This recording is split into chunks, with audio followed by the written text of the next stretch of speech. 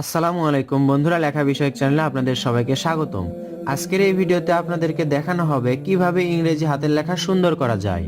বন্ধুরা, ইংরেজি হাতের লেখা সুন্দর করতে আমাদেরকে তিনটি বিষয় খেয়াল রাখতে হবে। সেটা হচ্ছে লেখার মধ্যে আপার কেস, মিডল কেস এবং লোয়ার কেস। এখানে আপনারা দেখতে পাচ্ছেন দাগগুলো ইংরেজি খাতায় এরকম দাগ থাকে, অর্থাৎ মাঝের গুলো হচ্ছে মিডল কেস এবং উপরেরটা হচ্ছে আপার কেস, নিচেরটা হচ্ছে লোয়ার কেস। তাহলে আমরা ইংরেজির এই শব্দগুলো যেরকম করে লিখি এর মধ্যে তিনটা কেস থাকে। সেটা হচ্ছে বীর এটা উপরে গিয়েছে, এরপর এল এর মাথাটা উপরে, ডির মাথা উপরে, এইচ এর মাথাটা উপরে। তাহলে জির মাথাটা দেখুন নিচেরটা হচ্ছে নিচের দিকে, অর্থাৎ লোয়ার কেস। এগুলোর মধ্যে এই বাংলাদেশের মধ্যে আপার কেস, মিডল কেস এবং লোয়ার কেস তিনটায় আছে। তাহলে আমরা যদি এখানে লিখে দেখাই বাংলাদেশ, তাহলে দেখুন কেমন লেখা হয়। বিটা দেখুন আপার কেসে এইভাবে হবে, বি এ এন। জিটা দেখুন নিচের দিকে, লোয়ার কেসে একেবারে নিচের এই দাগটা বরাবর লেগে যাবে।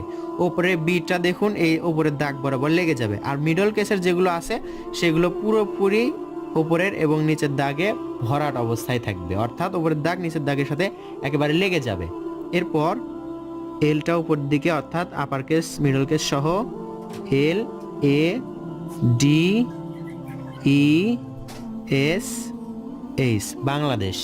অক্ষরগুলো আমাদের যে রকমই হোক না কেন এরকম করে স্পষ্ট বা সুন্দর করে নাও শিখতে পারি, কিন্তু আমরা যদি এরকম করে আপার কেস, মিডল কেস এবং লোয়ার কেস বুঝে সমান মাপে লিখতে পারি, তাহলে অক্ষর খারাপ হলেও লেখা দেখতে সুন্দর লাগবে।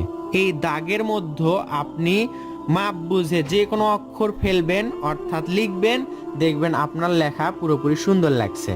তাহলে আমরা যদি এই দাগে দেখুন, এখানে এটা হচ্ছে মিডল কেসের মধ্য, আর এই দাগটা দেখুন আপার কেস। এই দাগটা যদি উপরে চলে যেত তাহলে আমাদের অক্ষরগুলো ঠিক থাকতো না। এরকম করে লেখাগুলো আপার কেস, মিডল কেস এবং লোয়ার কেস বুঝে যদি আমরা লিখতে পারি, তাহলে ইংরেজি হাতের লেখা খুব দ্রুত সুন্দর করা সম্ভব। বন্ধুরা, দেখতে পাচ্ছেন আমি একটু বাঁকা করে লিখলাম। সাধারণত খাতায় যেরকম করে মানুষ লেখে সেরকম করে লিখলাম। এই দাগের মধ্যে রাখলাম, অর্থাৎ আপার কেস, মিডল কেস এবং লোয়ার কেসটা ঠিক রেখে।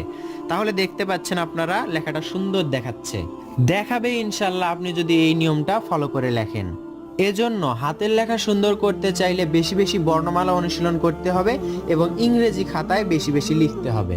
তো বন্ধুরা, এই অল্প সময়ের মধ্যে আপনাদেরকে এটাই বোঝাতে চাইলাম যে আপনারা কিভাবে ইংরেজি হাতের লেখার সৌন্দর্য ধরে রাখবেন।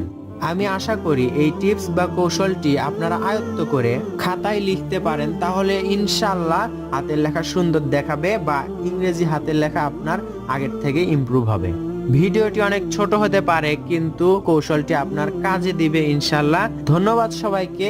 আসসালামু আলাইকুম।